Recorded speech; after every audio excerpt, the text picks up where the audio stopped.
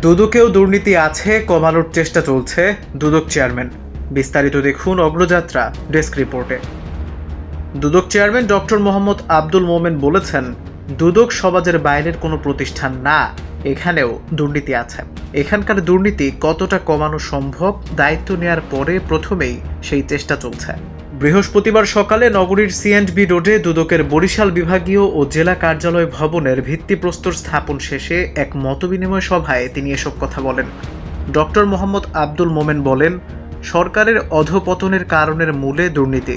দুর্নীতি কমিয়ে রাখা গেলে ভালো থাকা যাবে, সরকারও স্বস্তিতে থাকবে। দুদকের মামলার আসামি খালাস পাওয়া প্রসঙ্গে তিনি বলেন, দুদকের মামলার আসামি কিন্তু দুদক ছাড়ে না, যারা ছাড়া পাচ্ছে তাদের বিরুদ্ধে দুদক আপিলও করেছে।